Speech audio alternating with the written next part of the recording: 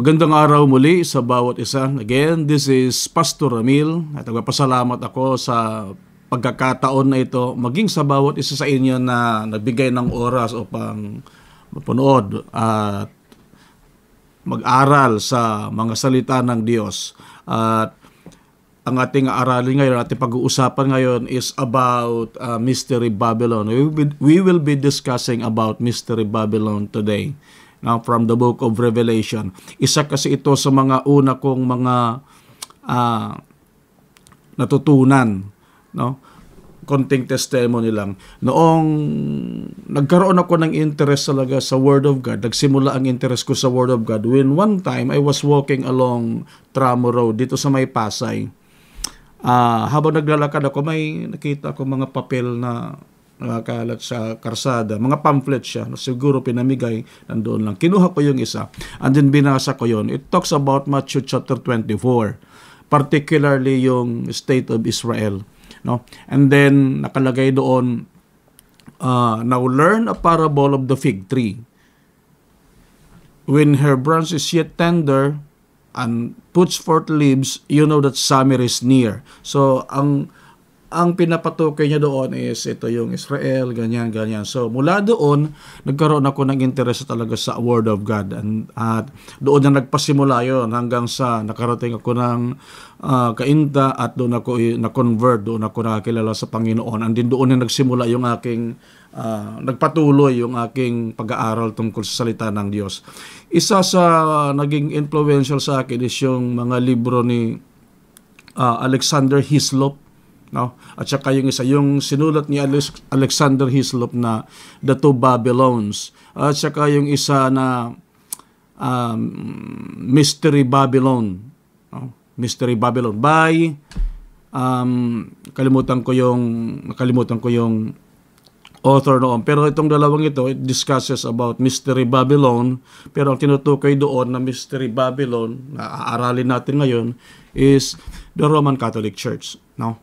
But at the onset, let me just say, sa ngayon na aralin natin, no, it is not the Roman Catholic Church.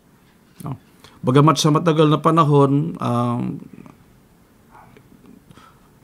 pinaghawakan ko, ito yung paniniwala ko. Ito kasi yung walang ibang mga babasahin kasi rin noon. And then, syempre sa ibang napapakinggan natin, ayun din yung sinasabi. It was only later, no, sa ministry na nagkaroon ako ng pagkakataon talaga na magsiyasat. Kasi yung mga nabasa ko lang naman doon is about mga research nila. Pero syempre, naniniwala naman tayo na ang salita ng Diyos hindi papaliwanag niya talaga kung ano.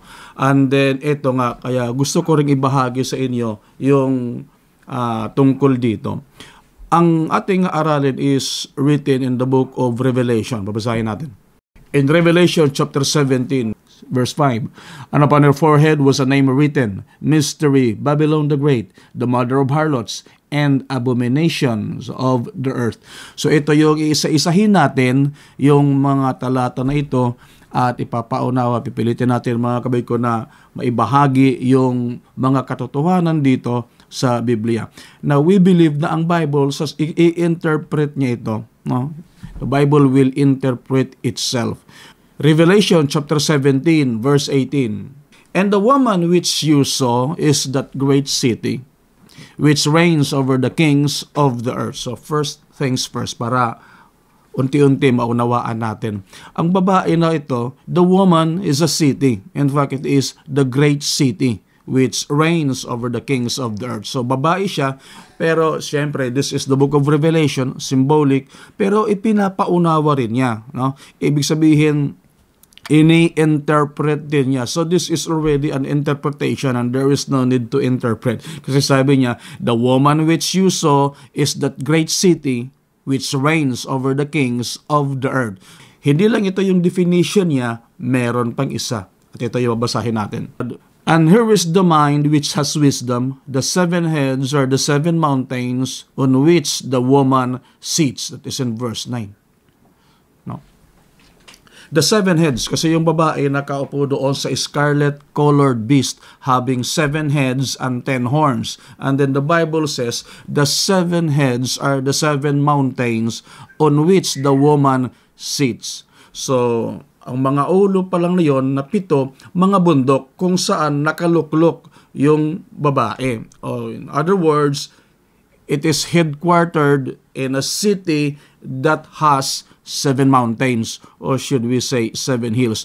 Na yung babae na yon, dapat tutot, ay isang syudad, at ang syudad na ito may description kung saan siya nakaluklok, kung saan siyang lugar. Ang syudad na ito nakaluklok doon sa lugar na kung saan mayroong 7 bundok. Now, maraming mga kandidato dyan, no? Bagamat doon sa libro na yon na The Two Babylons, meron siyang interpretation doon. Pero hindi lamang Rome ang mayroong 7 bundok, no, marami. Iisa-isahin natin. Of course, simulan na natin sa Rome, Italy. Meron dyan Aventine Hill, Cillian Hill, Capitoline Hill, Esquiline Hill, Palatine Hill, Carinal Hill, Viminal Hill, 7. O, 7 na yan sila.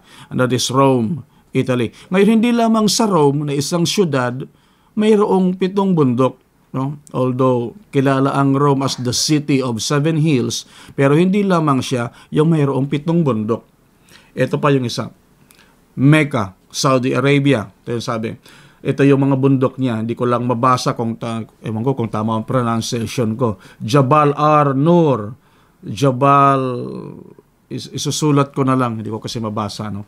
And then, meron susunod dyan. Athens, Greece. Doon naman ito sa Greece. Meron din siyang 7 bundok, yung Athens. No? Again, hindi lamang yan siya. Tatlo na yung binabanggit natin. Nandyan din yung Moscow, Russia, Staten Island, New York, no? Sa Staten Island. Meron din siyang 7 bundok. Washington, D.C. No? Meron din siya sa Washington, District of Columbia. So yan, 6 na yan sila. Lastly, ito pa yung isa. Hindi natin napapansin. Jerusalem. No? Jerusalem has 7 hills as well. Meron din siyang 7 bundok doon. Mount Scopus, Mount Olivet, Mount of Corruption, Mount Ophel, Mount Zion, the new Mount Zion, and Antonia Hills. 7. Okay? So yan yung mga iba't ibang mga syudad na mayroong mga 7 bundok. All of these are candidates. So hindi lamang Rome. At the onset kanina sabi ko, Mystery Babylon is not Rome. Na maliban doon sa mga description ng Bible na yung woman is a city at at the same time nakaluklok siya doon sa mayroong 7 bundok, dito sa Revelation chapter 17 verse 2, binabanggit rin dyan is that she committed fornication. No? With whom the kings of the earth have committed fornications, and the inhabitants of the earth have been made drunk with the wine of her fornication. Revelation chapter 18 verse 3, ganito rin yung sinasabi. Nations have drunk of the wine of the wrath of her fornication, and the kings of the earth have committed fornication with her. So this woman, na syudad, committed fornication. So maghahanap lang tayo sa Bible tungkol sa syudad na ito na nagkaroon, who committed fornication, nakipag-apid doon sa maraming mga bansa. No? Now, dito in the book of Ezekiel chapter 23, there is a story about the 2 sisters. Meron diyang kwento tungkol sa 2 babae. Si Ahola at saka si Aholiba. And this is what the verse says. In Ezekiel chapter 23 verse 2, ito yung sabi ng Bible, Son of man, there were 2 women, the daughters of one mother, and they have committed whoredoms in Egypt. So may binabanggit nga dyan. Ito, Bible ito. Kung ano yung sinasabi ng Bible, babasahin lang natin. Ito yung kaniyang description dito sa 2 magkapatid na ito.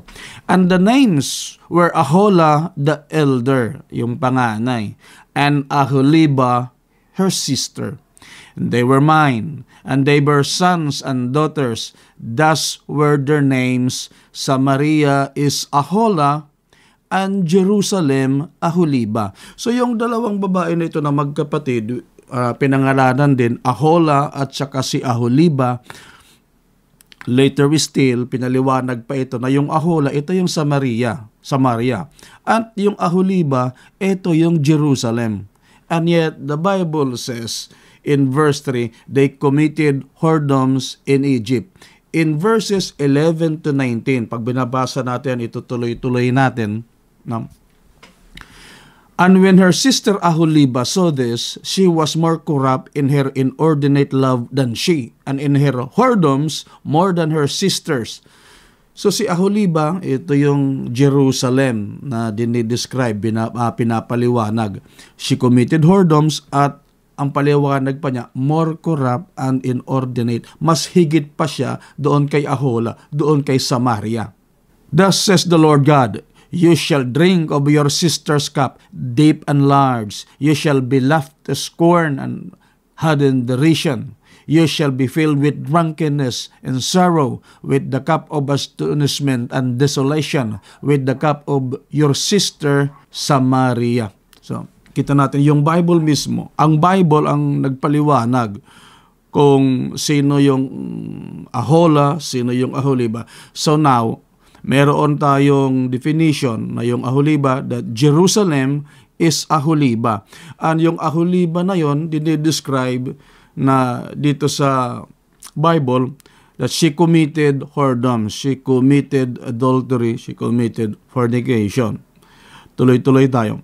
In Ezekiel chapter 16 verse 26, in verse 2, Son of man, cause Jerusalem to know her abominations. You have also committed fornications with the Egyptians, your neighbors, great of flesh, and has increased your whoredoms to provoke me to anger. You have played the whore also with the Assyrians, because you were unsatiable, hindi nakukontento. You have played the harlot with them, and you could not be satisfied. You have moreover multiplied your fornication in the land of Canaan unto Chaldea, and yet you were not satisfied herewith. Sabi ng verse 2, Son of man, cause Jerusalem to know her abomination. So ang Jerusalem ang binabanggit sa Bible that committed fornication. Now, ang Jerusalem ba, mayroon ding 7 bundok? Yes, binanggit pa lang natin, meron siya. So again, may mga libro man na nagsabi ito ay Rome, is this the Catholic Church? Well, that is their interpretation. Pero ito yung sinasabi naman ng Bible, ng Scriptures. No? Ito yung binabanggit niya. At syempre, hindi lang natatapos dyan. Marami pa kasing description yung Mystery Babylon in the book of Revelation. Itutuloy natin. In verse 4, and the woman was arrayed in purple and scarlet color, and decked with gold and precious stones, and having a golden cup in her hand, full of abominations and filthiness of her fornication. Yung kulay. Actually, may binabanggit din ang Bible dyan in the book of Exodus chapter 28. These are the garments which they shall make, a breastplate, an ephod, a robe, broidered coat, girdle. They shall make holy garments for Aaron thy brother and his sons, that he may minister unto me in the priest office. They shall take gold and blue and purple and scarlet and fine linen. So yung verse 28 na yan, description yan doon sa mga priesthood in Israel. Yun yung kulay nila. Siguro yung Catholic Church, di kinuha rin nila doon yung mga kulay na yun. Scarlet is violet, no? Kulay ube. Purple is violet, kulay ube, and then yung scarlet is red, no? Yun yung kulay. Ito rin yung kulay ng babae. Arrayed in purple and scarlet color, decked with gold and precious stones and pearls. Ganito rin yung kulay ng mga sinusuot ng mga pare No, may gold, may blue, may purple, may scarlet, and then yung mga precious stones na nakalagay dito sa kanilang mga breastplate. But of course, hindi lang dyan natatapos, no? In verse 6, ito pa yung sinasabi, "And I saw the woman drunken with the blood of the saints, with the blood of the martyrs of Jesus. And when I saw her, I wondered with great admiration." In Revelation chapter 18 verse 24, "And in her was found the blood of the prophet and the saints, and all that were slain upon the earth." So, yung babae na ito, responsible din siya sa martyrdom ng mga mananampalataya. In Revelation nga, binabanggit doon, the blood of the prophets and of the saints and all that were slain upon the earth. Sa kanya inilalagay yung mga dugo na yon. Now, here is another description mula sa scripture din. Again, the scripture will interpret itself. Matthew chapter 23, verse 34, "Wherefore, behold, I send unto you prophets and wise men and scribes, and some of them you shall kill and crucify, and some of them you shall scourge in your synagogues, and persecute them from city to city, that upon you may come all the righteous blood shed upon the earth, from the blood of righteous Abel unto the blood of Zacharias, son of Barachias, whom you slew between the temple and the altar. O Jerusalem, Jerusalem, that kills the prophets and stones them which are sent unto thee, how often would have I gathered your children together as a hen gathered her chickens under her wings, and you would not. Behold, your house is left unto you desolate." Ang nagsabi niyan, ang Panginoong Jesucristo mismo. O Jerusalem, Jerusalem, that kills the prophets. Yung mga isinugo ko, pinapatay ninyo, binabato ninyo. No? So, Jerusalem is being accused by no other than the Lord Jesus Christ Himself. Ang Jerusalem ay inaakusahan mismo ng ating Panginoon na siyang pumapatay sa mga propeta. Na ang sinasabi ng Book of Revelation, "In her was found the blood of the prophets and of saints." Ang Panginoon mismo binanggit niya yan eh. In fact, sinabi pa nga niya that unto you may come all the righteous blood shed upon the earth. In Revelation 18, "And of all that were slain upon the earth." Ang lahat daw ng pinatay ilalagay sa kanyang kamay. Iyon din ang sinasabi ng Panginoon sa Jerusalem upang sa kanya mailagay ang lahat ng mga dugo ng mga matutuwid mula kay Abel hanggang kay Zacharias. So again, it was Jerusalem. It was Jerusalem who fulfilled all the descriptions mentioned in the book of Revelation. Ang Jerusalem ang siyang pumuno. Kung ano yung description doon sa book of Revelation, of course, yung mga ibang mga libro, may mga description sila doon, kukuha sila ng mga data, o ito yung sabi ng ganito, maraming namatay. Lalo na noong tinatawag nating Dark Ages, yung Inquisition period. No? Pero ito, Bible ito mismo. Of course, ang Bible ang nagsabi, nag-describe sa ganitong klaseng babae. Tatanungin rin natin ang Bible kung ano yung paliwanag niya doon. Mayroon namang paliwanag ang Bible. So, hindi natin kinakailangan maghanap pa ng ibang mga data sa Bible mismo. Nandyan na. No? At yung tinutukoy ng Panginoon na responsible sa kamatayan ng mga propeta, bumabato sa mga taong isinugo ng Diyos, pumapatay. Mula pang araw kay Abel hanggang doon kay Zacharias, iniatang yon sa Jerusalem. Romans chapter 11 verse 2, the Bible says, "God has not cast away His people which He foreknew.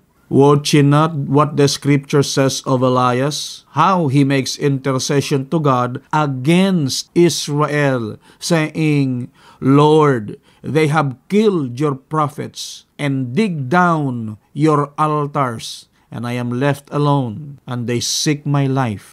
Walang ibang bansa na tinutukoy dito sa Book of Revelation tungkol sa woman, the city, but Jerusalem or Israel. Now in Revelation chapter 17 verse 6, tuloy-tuloy tayo. And the 10 horns which you saw upon the beast, this shall hate the whore, and shall make her desolate and naked, and shall eat her flesh, burn her with fire. Again, ano naman ang patutuo ng Biblia, ng salita ng Diyos tungkol dito? And we will be discussing that in another video. In Revelation chapter 17 verse 5, and upon her head was a name written, Mystery, Babylon the Great, the mother of harlots and abominations of the earth. Ito yung mga pangalan niya. Mystery, sapagkat ito ay isang secretive, political and religious organization. No? Babylon, kasi ito yung Babylon noon na sumakop sa Israel noon. It's an oppressive government, an oppressive system. No? Babylonian, and syempre yung mga iba't ibang abominations na dala-dala ng Babylon doon sa Israel. Mother of harlots, kasi marami siyang anak, kaya siya nanay. Ibig sabihin, source. She is the source of all atheistic beliefs at sa mga false belief sa kanya galing.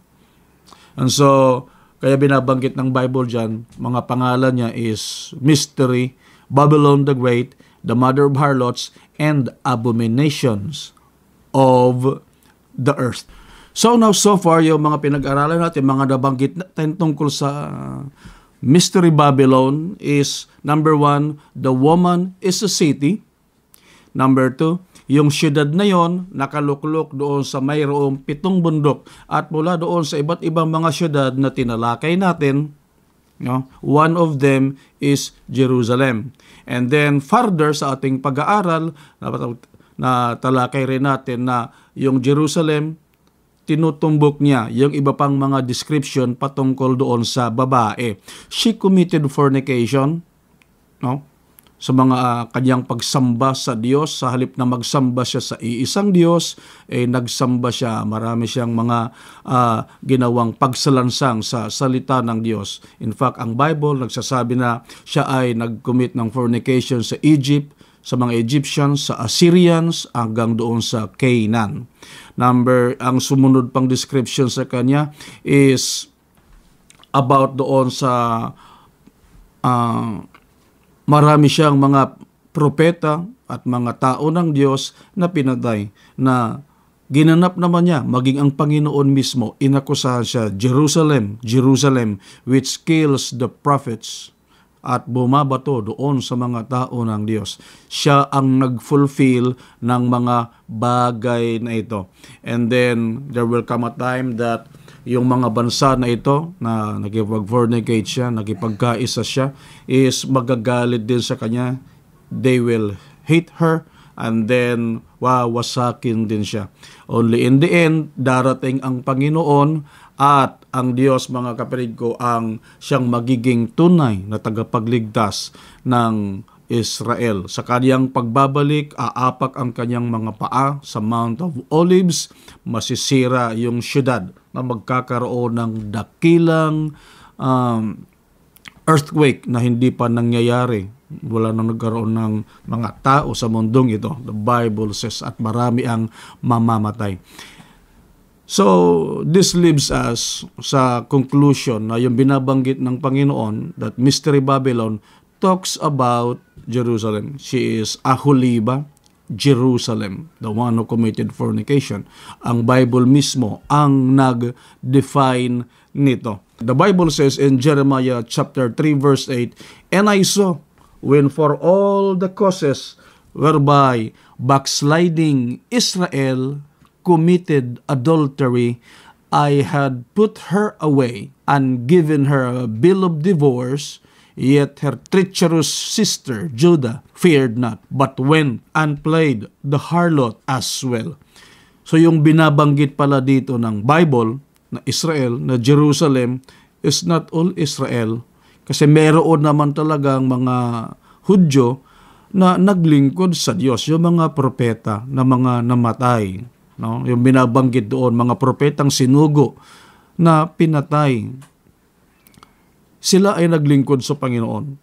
Yung mga apostoles, yung mga unang membro ng iglesia, mga Hudyo sila. So sino ang binabanggit doon ng Panginoon na Mystery Babylon the Great? Walang iba kundi yung backsliding Israel. May binabanggit si Jeremiah, yung binasa natin kanina, when for all the causes whereby backsliding Israel committed adultery. No, she committed adultery. Kapag fornicate siya, and so she committed adultery, fornication, and so the Bible says, I had put her away and given her a bill of divorce. So siya ay hiniwalayan, no? Nagkaroon ng paghihiwalay. Talking about the backsliding Israel. Kasi hindi naman lahat ng Israel ay Israel. The Bible says, not as though the word of God has taken of none effect, for they are not all Israel which are of Israel. Hindi lahat ng Israelita ay Israel nga, sabi ng Panginoon. Sabi ni Pablo in Romans 11 verse 1, I say then, has God cast away His people? God forbid. I also am an Israelite, and of the seed of Abraham, and of the tribe of Benjamin. God has not cast away His people, which He foreknew. So, hindi lahat talaga. Mayroon lamang mga hindi nailigtas, pero hindi kinalimutan ng Panginoon yung mga tao niya. Kasi sabi nga ni Pablo, kinalimutan ba ng Panginoon yung mga Hudyo? Hindi. Ako, Hudyo ako. Yes, Paul was a Jew.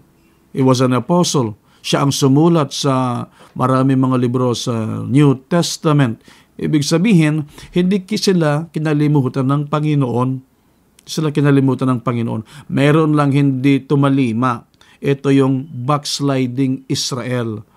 They build Zion with blood and Jerusalem with iniquity. These are the builders of Zion, the builders of Jerusalem na tinutukoy ng Panginoon.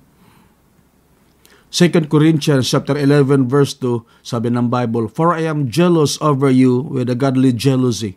For I have espoused you to one husband, that I may present you as a chaste virgin to Christ. So hindi kinalimutan ng Panginoon, kagaya ng sabi ni Pablo, hindi kinalimutan ng Panginoon ang mga tinawag niya, ang mga propeta, ang mga mananampalataya, bumuo siya ulit.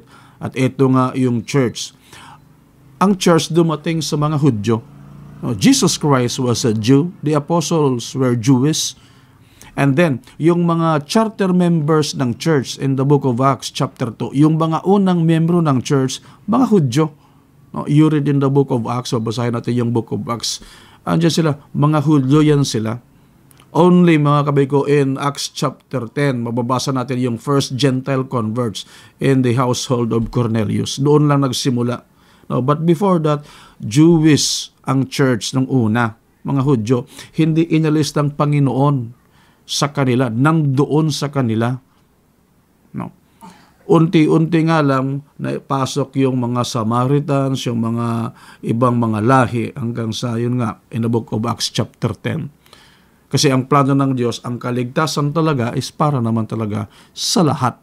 Pero sa kanila nagsimula, beginning in Jerusalem, no, in Judea, in Samaria, and to the uttermost part of the world. Ganoon ang pagliligtas ng ating Panginoon. Hanggang ngayon, ang kaligtasan ng bawat tao, kasama ang mga Hudyo, walang iba kundi ang Panginoong Hesukristo. Doon ang kaligtasan. Hindi doon sa ginagawa nilang pagsamba doon sa tinatawag na Judaism. Hindi rin sa pamamagitan ng kanilang gobyerno ngayon, tinatawag naman na Zionism. No, hindi ang Zionist, hindi ang Zionism ang magi-establish ng Israel muli, ng Jerusalem muli, kundi ang Panginoong Hesukristo mismo sa kaniyang pagbabalik. He shall return. Pagbalik niya, kakaroon ng gera, and then, tinalakay ko na ito dati, sabi ng Biblia, yung mga naiwan na tira doon sa mga sundalo, sa mga armies na nakipaglaban doon sa Israel, yung mga survivors, uuwi sila sa kanilang mga bansa at sila mismo ang magbabahagi, sila mismo ang magwi-witness, sila ang magdideklara tungkol sa ating Panginoong Jesucristo.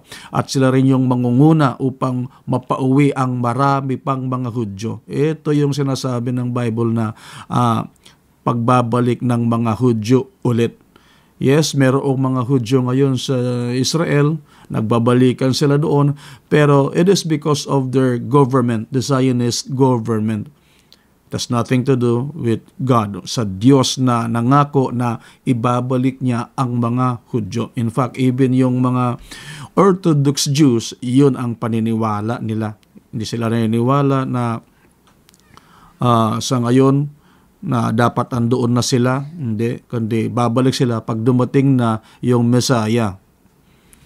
So yun mga kapatid, maraming salamat muli sa pagkakataon ito sa ating pag-aaral. Diyan nagtatapos ang ating maliit na Bible study at magtutuloy-tuloy tayo sa marami pang mga aralin tungkol sa salita ng Diyos. Once again, this is Pastor Ramil. This is for the greater glory of the kingdom. God bless you all.